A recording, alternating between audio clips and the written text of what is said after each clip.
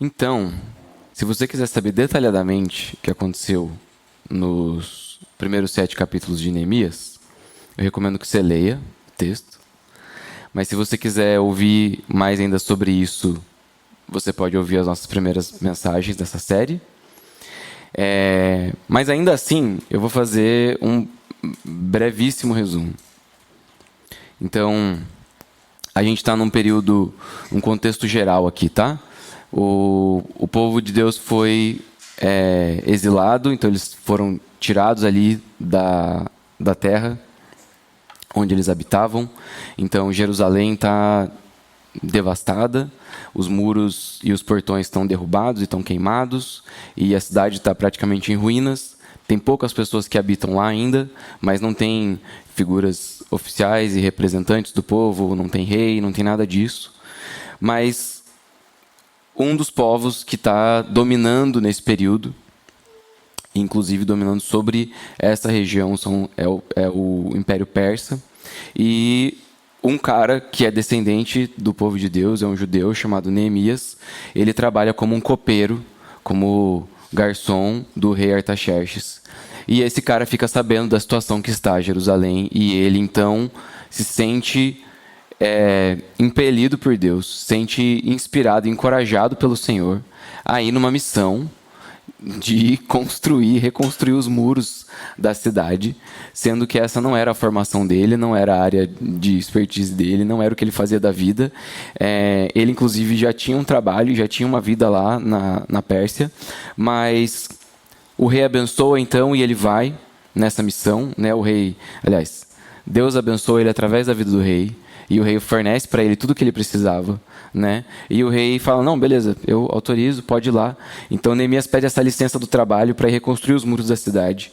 E a gente leu lá no começo, né, que ele passou meses orando sobre isso, e jejuando, e clamando ao Senhor, e lutando ali nesse dilema, né, do que fazer com essa informação que ele tinha.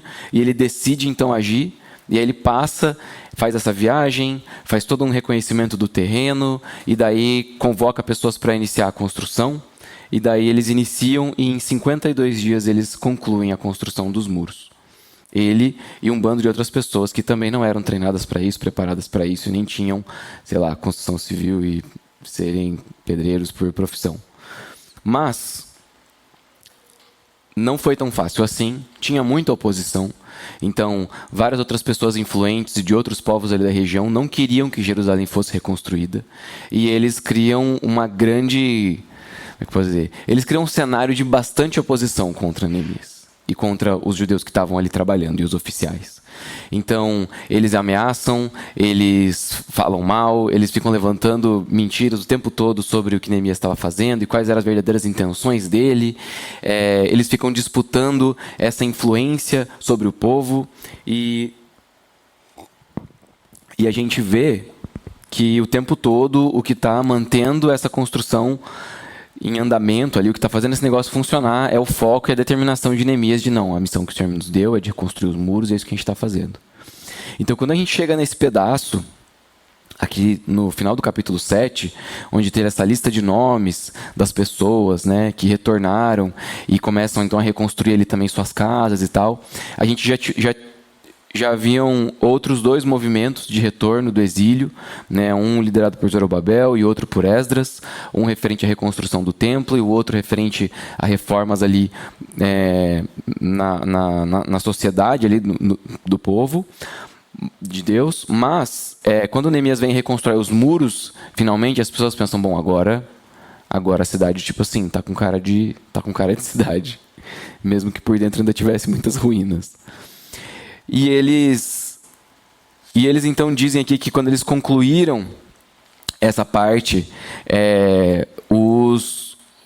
cada um foi voltando para habitar na região onde os seus antepassados habitavam. A gente tem que lembrar que eles estão voltando ali para Jerusalém, que era a mesma terra onde o povo tinha entrado lá na época de Josué lá e tal, que saiu lá com Moisés buscando isso, que era a terra que Deus tinha prometido para Abraão e assim por diante. Então essa é a mesma terra. Então eles chegam lá e falam assim, bom, vamos olhar aqui no mapa, onde que era a casa da sua família? Ah, era aqui. Ah, então você volta para cá. Onde que era a casa da sua? Ah, era para lá. Então você volta para lá e assim por diante.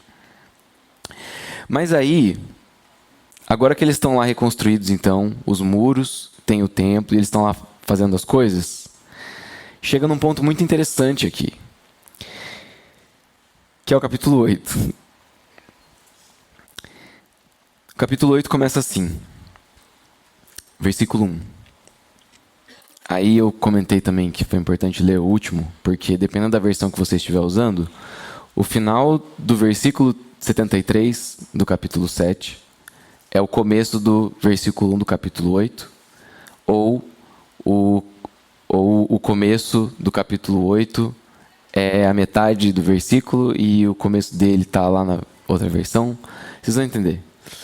O negócio é que ele começa dizendo que quando chegou o 7º mês e os israelitas tinham se instalado em suas cidades, e aí ele corta o capítulo em algumas versões, vai até aqui. Então na nova NVI, por exemplo, ele vai até aqui, até a metade do versículo 1. Então por isso que talvez algumas bíblias vai começar diferente esse versículo.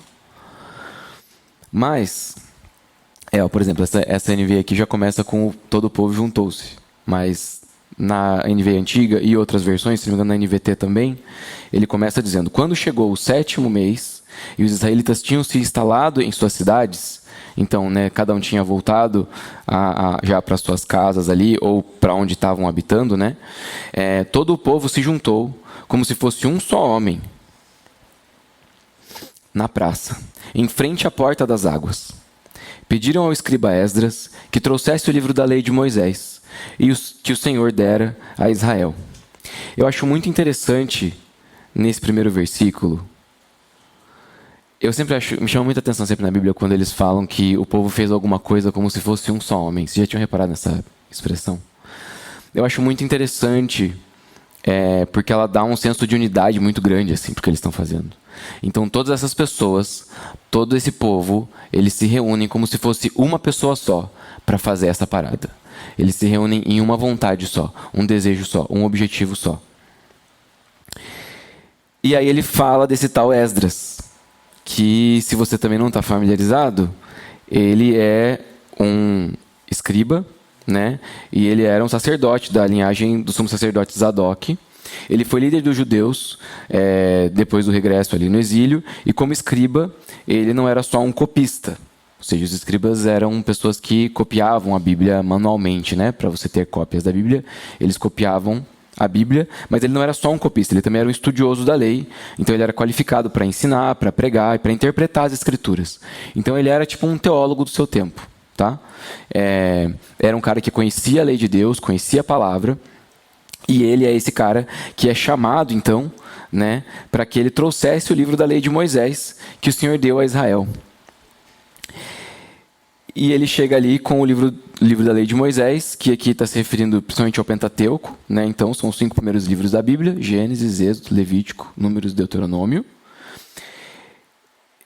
E é muito interessante a gente pensar nisso, porque esse povo, muitos deles estão vindo de um período de exílio, que já dura mais de 100 anos. Então, muitos deles não cresceram nesse ambiente, não cresceram na igreja, como a gente diria hoje. Eles não estão familiarizados com muitas das coisas que estão na lei e que estão na palavra de Deus para o seu povo. E mesmo eles sendo o povo e sabendo da importância de templo e de tudo mais, eles não têm uma compreensão tão familiar da lei. Então, nesse momento em que aparentemente está tudo delimitado ali, e resolvido e aparentemente seguro, eles se reúnem então nessa praça, na frente da porta das águas, e pedem para que Esdras lesse o livro da lei. E aí quando você pensa assim, lesse o livro da lei, a gente está falando de 5 livros, Então chegaram pro cara e falaram assim: você pode ler o Pentateuco pra gente hoje, por favor? E aí, é isso que a gente vai ver. Versículo 2, ele diz assim: assim, no dia primeiro do 7º mês, o sacerdote Esdras trouxe a lei diante da assembleia, que era constituída de homens e mulheres e de todos que podiam entender. Ele a leu em voz alta desde o raiar da manhã até o meio-dia, de frente para a praça, em frente da porta das águas, na presença dos homens, mulheres e de outros que podiam entender, e todo o povo ouvia com atenção a leitura do livro da lei. Então Esdras apresenta-lhe as escrituras ao povo, e aí ele destaca 2 vezes, né, que eram homens, mulheres e todos que eram capazes de entender, e que foi uma manhã inteira de leitura. Então, desde o nascer do sol até o meio-dia, ele ficou ali lendo. E o povo ali ouvindo. Algumas dessas pessoas que estavam ali estavam ouvindo a Bíblia pela primeira vez. E é interessante pensar, quando a gente está fazendo uma leitura, inclusive recomendo também, quem tiver interesse, a gente está fazendo, a gente fez um plano de leitura anual. A gente vai mandar novamente no grupo ali dos avisos da semana o link para você, se você quiser acompanhar. Mas geralmente quando você começa, se alguém aqui já fez um plano, eu espero que alguém aqui já tenha feito um plano de leitura anual, ou já tenha lido, ou pelo menos tentado ler a Bíblia inteira, pelo menos uma vez. Mas quando você está lendo a Bíblia inteira, e você está no Pentateuco, tipo assim, tem uns livros ali que são desafiadores, assim. E você pensar que o cara está sentado ali, ouvindo o cara falar, eu imagino que em muitos momentos devia ter uns adolescentes, tipo assim, mano, ele já falou isso, velho. Porque essa sensação que a gente tem, né, lendo às vezes, fala assim, nossa, tipo assim, mas Moisés já falou isso. Está repetindo tudo de novo? Sim, muitas coisas ele está repetindo de novo. Mas essa leitura para o povo tem um caráter de novidade, assim, um caráter revigorante e um caráter interessante, porque eles estão vivendo um momento que é um paralelo muito interessante com o momento que o povo viveu no momento que recebeu a lei. Eu vou falar um pouco mais sobre isso mais para frente. Aliás, o próprio texto fala isso mais para frente, né? Mas eles se dedicam aqui a esse tempo e a gente percebe algumas coisas interessantes também aqui. Que ele fala que os homens, as mulheres e todos que podiam entender, então eu imagino que ele esteja falando de todas as idades. Mas tem algumas coisas aqui que são curiosas, assim. Esse Pentateuco está escrito em hebraico. E esses caras não falam mais hebraico. A maioria deles fala aramaico, que era a língua que se falava lá na Pérsia e era a língua dos babilônios. Então, era importante também que houvesse essa leitura e essa tradução e essa explicação, porque muitas dessas pessoas nem falavam essa língua. Ao mesmo tempo, é interessante pensar que eles pegam a Bíblia e falam assim, eu não sei quem aqui tem filho, e se você já comprou uma Bíblia infantil para o seu filho ou para sua filha, e se você já leu, e se você conhece as histórias da Bíblia, talvez eu seja meio suspeito para falar isso, porque eu também escrevo histórias. Mas tem algumas que parecem adaptações muito mal escritas, assim. E você fala, nossa, tipo assim, tem tanto mais coisa na Bíblia que a criança poderia estar aprendendo, e você está reduzindo essa história a isso.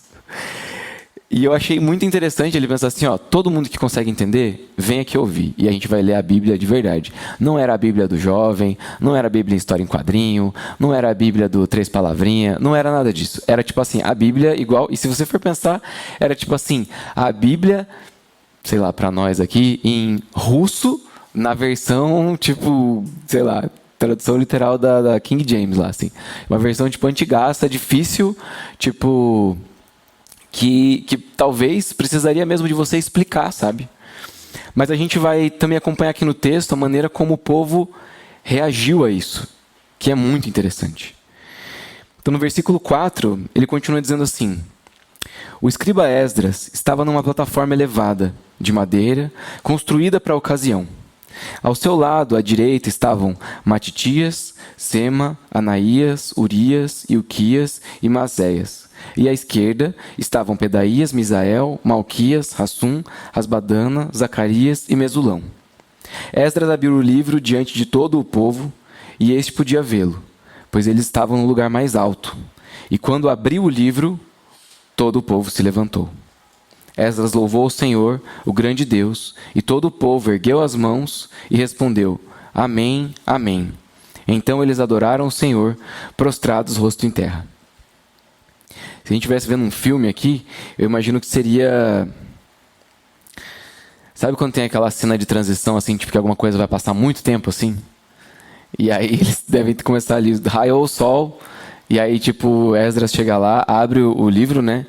E algumas pessoas, alguns comentaristas dizem que talvez esses homens que estavam ali ao lado dele poderiam também, os mais próximos, né? Tá ajudando ele a segurar ali os rolos, né? Para ele ler.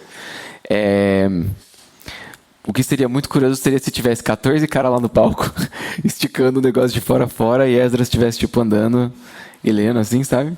Mas eu imagino que não era isso. Tipo, a apresentação de colégio, né? Que tá todo mundo, cada um com uma cartolina na mão, assim. Mas falou que ele tava lá lendo, e esses caras ficaram lá, tipo, em pé, do lado dele ali, e o povo todo em pé ali também. Alguns comentaristas sugerem que eles ficaram em pé durante toda a leitura. Se você tem criança pequena, você sabe como isso é meio difícil. Se você tem uma criança pequena igual a minha, é bem difícil. Mas o ponto é que existe uma solenidade em abordar as Escrituras. Que existe um respeito e um cuidado com a Bíblia. Por isso eu fiz questão de a gente ficar de pé na hora que eu fosse ler o texto hoje, na abertura. Porque lendo aqui o texto eu pensei assim, nossa, real, né? Um bagulho de respeito, assim. Tipo, quando entra alguém importante na sala, daí, tipo, todo mundo levanta assim, e fala assim, pode sentar, daí todo mundo senta, sabe? E o cara, tipo, abriu a Bíblia e todo mundo levantou, sabe? Mas a gente percebe, então, aqui, que a gente tinha um lugar preparado para receber a palavra. Diz ali, né, que ele estava nessa plataforma que foi construída para essa ocasião. Então, eles construíram um púlpito para o cara. Construíram um púlpito para que ele tivesse ali e que todos pudessem vê-lo. E que dali desse púlpito ele estava ali então fazendo essa leitura. E que o Senhor recebe louvores diante da leitura da sua palavra. Porque ele fala ali que quando ele estava lendo, né, ele leu, e o povo ergueu as mãos e respondeu, amém, amém, e adoraram ao Senhor. E aí fala que eles adoraram ao Senhor prostrados, rosto em terra, né? E aí eu não imagino que tenha sido uma coisa meio brincadeira de vivo ou morto, que tipo assim, você fica assim, daí abaixo, assim abaixo. Mas a ideia que eu tive lendo o texto foi de uma coisa muito exultante, assim, que você, cara, você tá de pé em reverência e você levanta as mãos e você clama a Deus, mas ao mesmo tempo você reconhece a sua miséria e você se ajoelha porque você não é digno de estar ali. E essa mistura de reações e de sentimentos, assim, ela parece fazer jus ao momento que o povo está vivendo. Eles estão aqui preparando um lugar para se encontrar com o Senhor. E essa praça que tinha em frente à Porta das Águas era um lugar espaçoso ali no mapa, né? Quando a gente olha no mapa ali em Jerusalém, era um lugar espaçoso. Posteriormente, no Novo Testamento, a gente vê eventos acontecendo ali do ministério de Jesus e tal, e eram lugares onde haviam festas e haviam várias coisas, mas eles estavam ali nesse lugar, e a gente vê ali a importância, então, de famílias serem ensinadas sobre a palavra. Então, você tem homens, tem mulheres, tem pessoas mais jovens, né, sendo ensinadas sobre a palavra, e que a reação deles ao ouvir a palavra é de louvor ao Senhor, de adoração, mas também de humildade diante da palavra. E aí,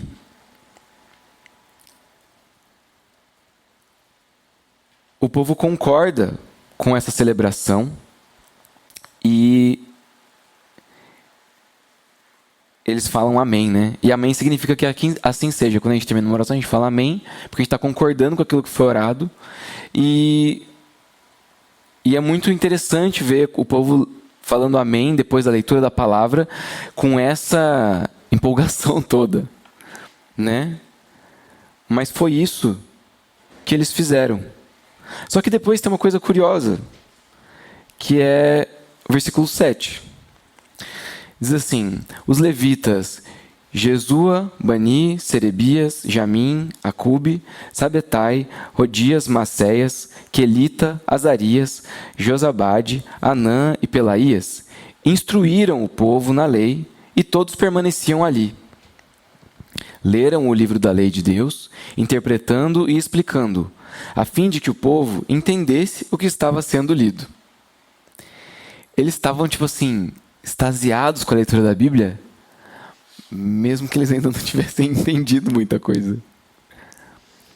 E depois disso, diz que então os levitas estavam ali explicando para eles, isso aí que vocês ouviram, mas talvez isso explique essas múltiplas reações, né? Que era tipo, louvado seja Deus, e falou assim, você não vale nada, pô, Senhor me perdoe, tipo assim, mas Deus ama você, obrigado Senhor, você tem que se arrepender dos seus pecados, Senhor me perdoe, sei lá. Mas diz ali que esses caras, e tem vários caras aqui, mas talvez para a quantidade que eles tinham no povo, esses caras estavam ali juntos, ensinando, né, explicando o texto, interpretando e explicando o texto, a fim de que o povo entendesse o que estava sendo lido. E aí a gente vê aqui um modelo de pequenos grupos, né? Então, também encorajando, se você não está em um grupo de conexão, procure um grupo de conexão. É um lugar muito interessante, justamente, no nosso caso aqui, né, na nossa visão para os pequenos grupos aqui na Calvary, a gente conversa e analisa e se aprofunda mais e conversa mais e aplica mais para as nossas vidas o que está sendo lido e ensinado nos domingos. Então, é uma forma de se aprofundar mesmo e entender mais sobre a palavra. E foi meio isso que os caras estavam fazendo. Então, Esdras estava lá lendo e tinham esses levitas ali ajudando o povo, tipo assim, e aí, pessoal, alguém tem alguma dúvida? Tipo quando fica professor auxiliar passando nas mesas, assim. Eu vou ter várias referências escolares hoje, tá, gente? Passando assim, tipo assim, e aí, tá tudo certo? Tem alguma dúvida aí, pessoal? Como é que tá o trabalho aí? Eu acho que era meio esse negócio de tipo assim, gente, a gente está num momento muito importante aqui, todo mundo precisa entender esse negócio. Vocês estão entendendo esse negócio que está sendo lido aqui? Vocês estão entendendo o que a gente está falando? E eles estavam lá se dedicando a instruir o povo a respeito da leitura. E todos ficaram ali para ouvir e receber.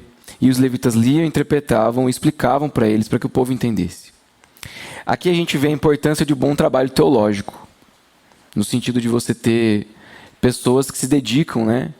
Irmãos e irmãs que se dedicam a estudar as Escrituras.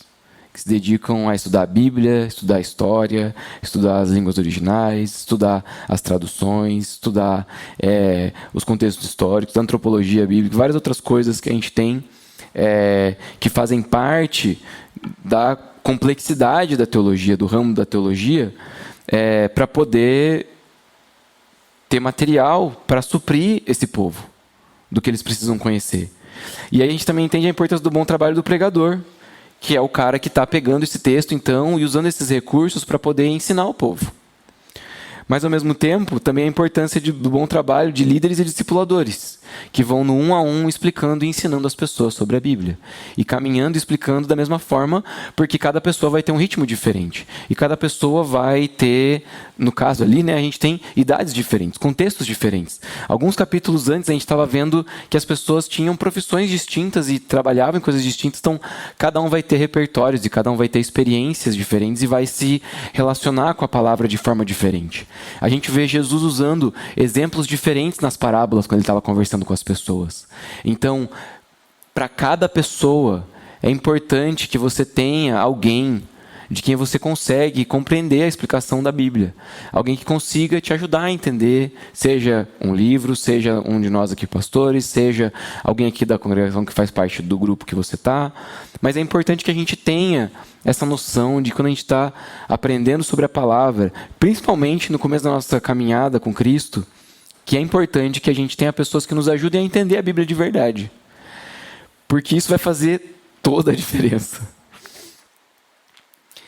No versículo 9, ele continua dizendo assim: então Neemias, o governador, Esdras, o sacerdote e escriba, e os levitas, que estavam instruindo o povo, disseram a todos: esse dia é consagrado ao Senhor Deus, nada de tristeza e de choro, pois todo o povo estava chorando enquanto ouvia as palavras da lei. Parece que a cada versículo ele vai descortinando uma informação nova, né? Então, o povo está lá ouvindo. Aí depois ele fala assim, eles estavam ouvindo, mas não estavam entendendo. Aí fica, eles não estavam entendendo, mas tinha alguém explicando. Aí você, eles estavam ouvindo e estavam chorando. O povo estava triste e se lamentando. Aí é muito louco também, porque a gente percebe aqui então que a leitura da palavra provocou tristeza e choro nos ouvintes ali. Ouvir sobre o que Deus havia feito na sua aliança e na história com o seu povo, enquanto se encontravam em ruínas, deve ter sido uma experiência impactante. Tudo que o Senhor havia prometido e que os seus antepassados sonharam e lutaram para conquistar e ver, estava ali nesse livro que eles estavam lendo. A mesma terra em que eles se encontravam hoje, um dia teve de ser conquistada com muita luta, até que ela foi perdida no momento do exílio. Eles estavam pisando nas ruínas do sonho dos seus patriarcas. Deve ter sido muito conflituoso para eles estar nessa situação. Eu já ouvi algumas pessoas dando depoimentos tipo de viagens a Israel e coisas assim, falando tipo, nossa, é um negócio muito louco você sentar ali onde Jesus andou e você ler os evangelhos e você fazer e tal. Para esses caras, deve ter sido uma sensação muito esquisita. Tá ouvindo sobre os nomes das suas famílias e dos seus antepassados, sobre a história do seu povo, sobre a dureza de coração deles e a falta de arrependimento que esse povo viveu. Ao mesmo tempo que estavam ouvindo sobre a aliança de Deus, tudo que Deus estava prometendo e tudo que eles conquistaram e viveram, e que depois de um tempo os descendentes comprometeram de novo e perderam de novo. E todas as guerras e toda a desobediência, tudo que tinha acontecido também com isso, que daí eles sabiam pela história, porque eles não estavam morando lá no começo do livro, né? Tipo, eles começam a ficar meio, eu imaginei, né? Eles meio em choque assim com isso, pensando assim, cara, tipo, onde que a gente errou, sabe? Porque a gente não ia estar precisando reconstruir nada aqui se os caras tivessem continuado servindo e honrando ao Senhor. E, além disso, tem uma questão que é o momento em que o povo recebe a lei, eles estão saindo do Egito e passando por toda aquela peregrinação no deserto e chegando na Terra Prometida. Quando eles estão recebendo a lei nesse momento, eles estão vindo de um lugar de exílio também. E chegando numa terra que vai precisar ser reconstruída e pensando assim, caramba, mano, nós estamos vivendo tudo isso de novo. Tudo que nossos pais viveram, a gente está vivendo.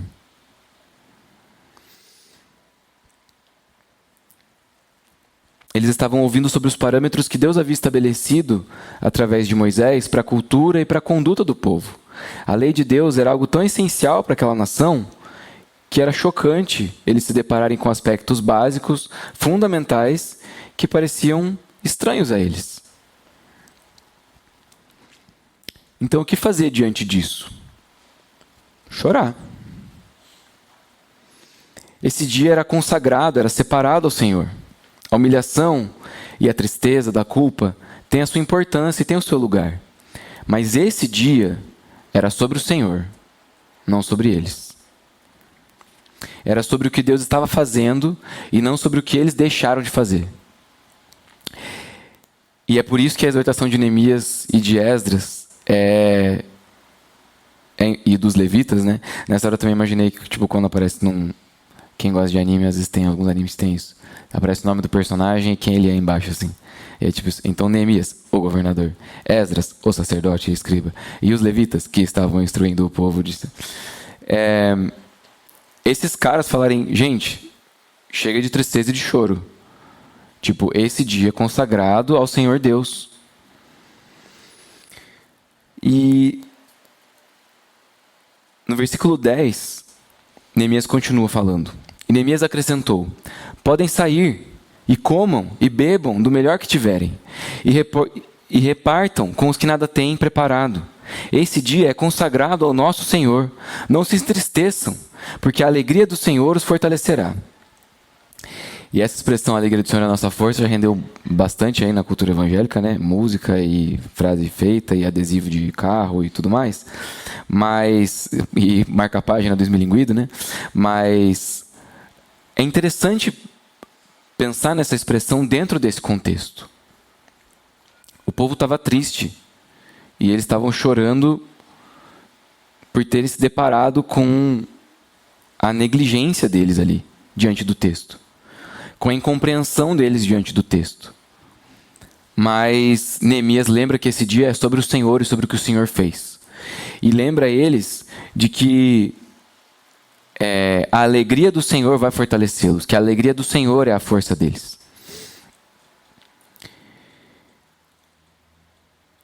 E aí ele continua aqui no 12 dizendo assim... no 11, né? Ele fala, os levitas tranquilizaram todo o povo, dizendo, acalmem-se, porque esse é um dia santo, não fiquem tristes. Então, todo o povo saiu para comer, beber, repartir com os que nada tinham preparado e para comemorar com grande alegria, pois agora compreendiam as palavras que lhes foram explicadas.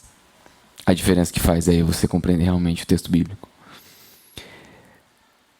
Essa parte eu acho que é uma das mais importantes assim, desse capítulo.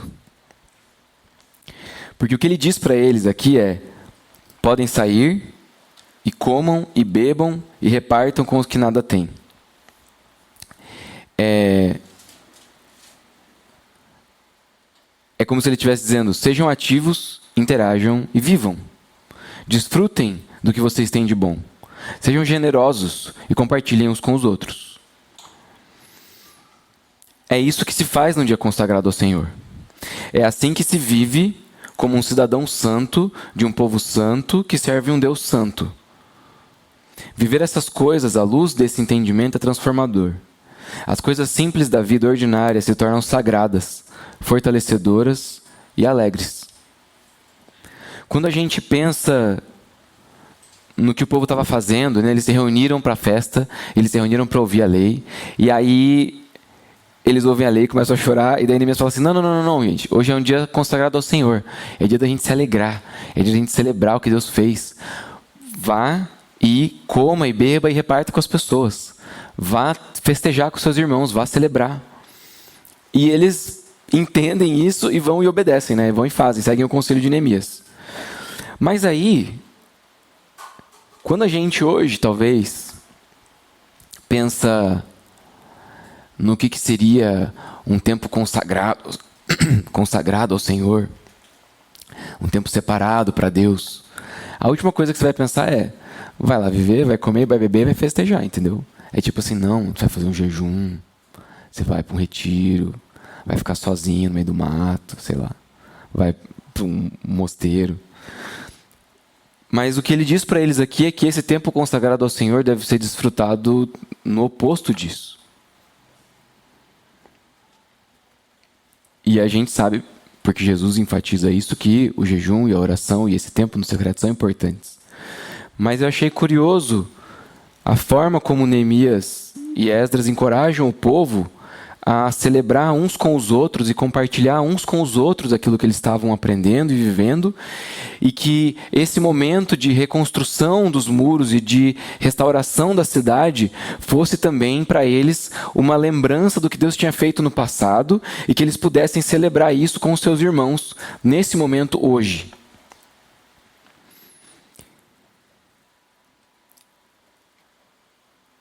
E diz então que a palavra foi apresentada e recebida com reverência e atenção.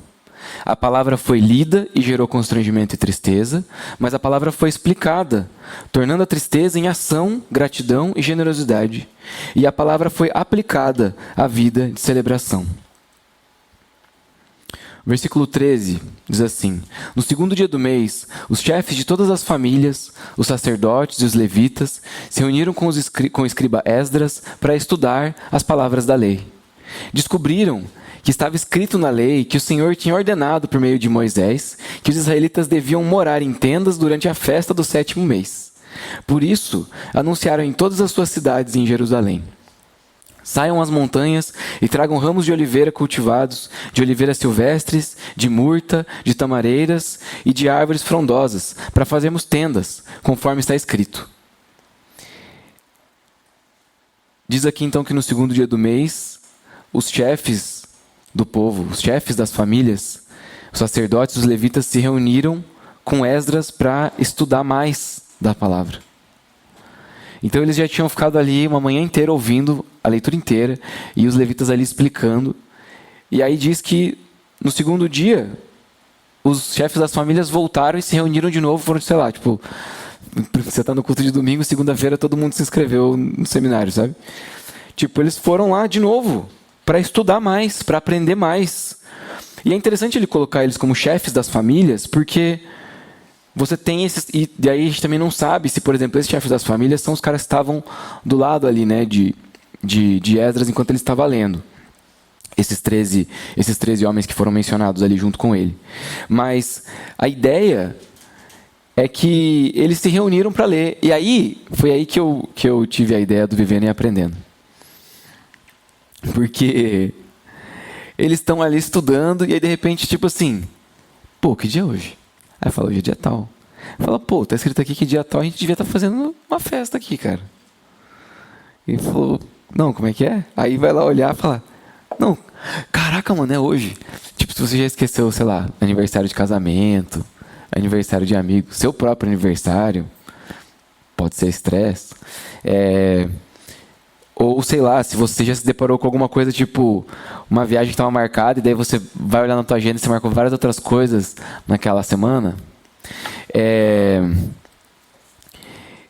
E eles, enquanto estão lendo, eles percebem que tem essa parada. E talvez, se a gente fosse pensar num contexto de igreja hoje, o que eles iam talvez fazer? Eu falar assim, nossa, em abril a gente tem Páscoa, né? Os caras falaram, pois é, né? Que dia que é hoje? Pô, hoje é 11 de abril. Aí, hoje é 12, na verdade, já, né? Hoje é 12 de abril. Ano que vem, a gente se prepara bem, faz uma campanha, divulga para todo mundo se organiza, entendeu? Porque se a gente fizer agora, em cima da hora, ninguém vai ver. Tá todo mundo ocupado aí, já arrumaram compromisso. A gente não vai ter voluntário suficiente, não vai engajar, não vai dar certo. Mas aqui foi tipo assim... Cara, é muito louco isso.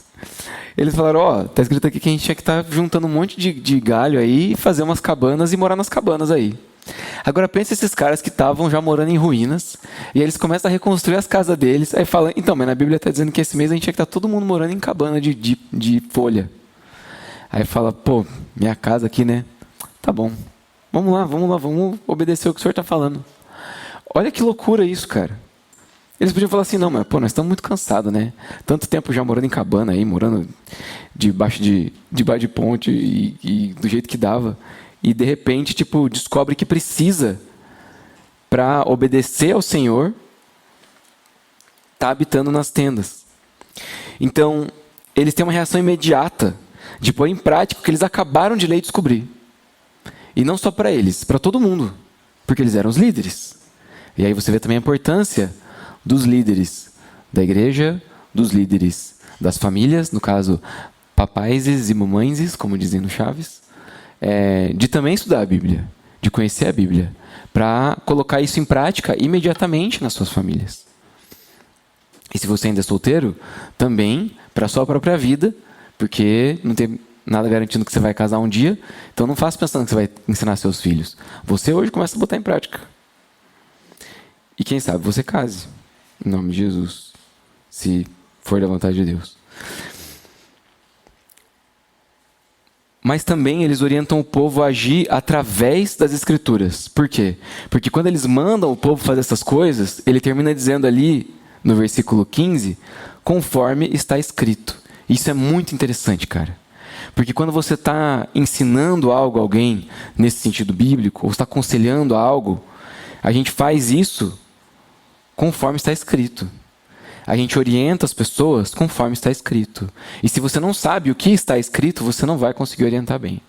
E se você não sabe o que está escrito, você não vai conseguir evangelizar ninguém. E você não vai testemunhar de Jesus porque você não sabe o que está escrito e você não vai conseguir praticar isso na sua vida. Então é importante também isso, que eles orientam conforme está escrito. Então o povo saiu, versículo 16, saiu e trouxe os ramos, e eles mesmos construíram tendas nos seus terraços. Aí olha que loucura, né? Eles estão no quintal de casa, no terraço da própria casa, o cara vai e constrói, né, acabando. Nos seus terraços, nos seus pátios, nos pátios do templo de Deus, e na praça junto à porta das águas, e no que fica junto à porta de Efraim. Esse que fez aqui no pátio do templo de Deus, eu tive uns amigos na minha juventude aí, de retiro e coisa assim, que iam ser desses. Tipo, tá no retiro e falou assim, não, hoje eu vou dormir lá na frente do altar lá. É tipo essa pegada assim. Aquele cara que está muito animado, né? E fala que eles obedeceram, então, e fizeram isso. Na praça, junto à Porta das Águas, que era onde eles tinham feito a leitura ali, e na que fica junto à Porta de Efraim, que era outra porta ali. Todos os que tinham voltado do exílio construíram tendas e moraram nelas. Desde os dias de Josué, filho de Num, até aquele dia, os israelitas não tinham celebrado a festa dessa maneira, e a alegria deles foi muito grande. A palavra recebida com reverência, explicada adequadamente e aplicada no coração, resulta em obediência. Eles tinham ruínas, de repente tinham muros, e então casas, e agora suspendem isso para morar em cabanas de novo. A alegria deles foi semelhante ao que estava escrito. Isso eu achei muito massa. Na metade aqui do versículo 17. Desde os dias de Josué, filho de Num, até aquele dia, os israelitas não tinham celebrado a festa dessa maneira, e a alegria deles foi muito grande. Cara, Josué, não sei se você sabe, é o 6º livro da Bíblia. É o livro que vem logo depois dos escritos de Moisés. Então, é muito interessante pensar, e não é isso que eles estão fazendo, tá? Estou só fazendo compartilhando uma impressão que eu tive aqui lendo o texto, uma curiosidade que eu reparei. É como se eles tivessem passado pelo Pentateuco com Moisés, e da mesma forma que Josué entrou na Terra Prometida e foi celebrar a festa das cabanas com o povo ali, que estava entrando pela primeira vez na Terra, eles estavam ali com essa mesma alegria, de estar de novo entrando em Jerusalém e habitando em cabanas, até porque naquele momento eles tinham lido também só os 5 primeiros, né? Não tinham lido os outros, então eles estavam lendo até ali e falaram, caraca, e agora o que a gente faz? Vamos continuar essa história. Igual a galera que fala que nós estamos vivendo a continuação, né, do livro de Atos e tal. É meio essa pegada, assim. Eles estão, nós estamos vivendo a continuação dos escritos de Moisés aqui, que os caras estão fazendo. Tipo, eles se alegram como nunca antes, né? E eu achei muito legal essa coisa de que a alegria deles foi semelhante ao que estava escrito, porque hoje a nossa Bíblia já é completa e reunida ali, né, nos nossos 66 livros, mas enquanto os israelitas viviam essa edição daquele ano da Festa das Cabanas, a história estava sendo escrita por eles naquele momento. E a história que eles tinham como escritura era do que Moisés e Josué tinham vivido. Então, eles se sentiram alegres, como seus antepassados desfrutando da terra pela primeira vez. É tipo quando a gente olha, a gente aqui na Calvary se gosta muito de lembrar quando a gente fala sobre a vida da igreja, de Atos 2:42, né? Que é o que fala sobre como era a vida na igreja primitiva, como era a vida dos apóstolos de Jesus. E é mais ou menos essa vibe que eu estou imaginando aqui. Eles estão tipo lendo e pensando assim, cara, é isso que a gente queria viver, ó. É isso que os caras viviam aqui no Israel primitivo, sei lá, igual os caras falam, né? Mas é tipo, é meio isso assim, é essa sensação de caramba, mano, nós estamos vivendo igual está escrito aqui na Bíblia. Igual os caras viveram lá, a gente está vivendo aqui. Versículo 18.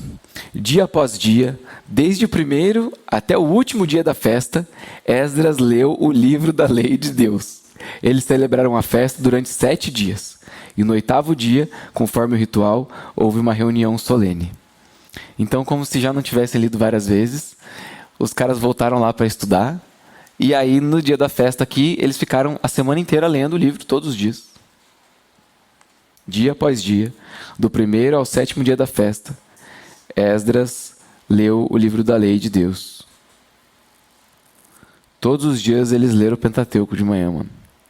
Se encontrar cedinho, nascer do sol, para ler números. Não é para qualquer um. Mas eles celebraram a festa reunindo para a leitura da Bíblia, para instruir o povo, para aprender e compartilhar uns com os outros. E aí no 8º dia, né, eles se reúnem solenemente. O nosso encorajamento é para que a gente viva diariamente diante da palavra, compartilhando a vida com gratidão e generosidade com aqueles que estão à nossa volta. E no final disso, no final da nossa semana, né, nos reunir de forma intencional e solene, como a gente está fazendo aqui hoje. eles celebraram a festa das cabanas, próximo à porta das águas, que era onde Esdras tinha lido, né? Na praça, ali perto à porta das águas. Trazendo ramos e relembrando do que o Senhor tinha feito no passado, e também louvando pelo que ele estava fazendo no presente.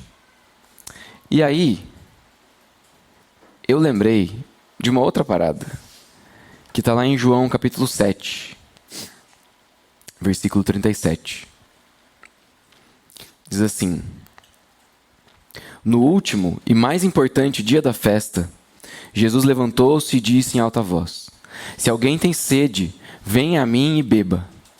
Quem crer em mim, como diz a Escritura, do seu interior fluirão rios de água viva. Ele estava se referindo ao Espírito, que mais tarde receberiam os que nele crescem. Até então, o Espírito ainda não tinha sido dado, pois Jesus ainda não fora glorificado.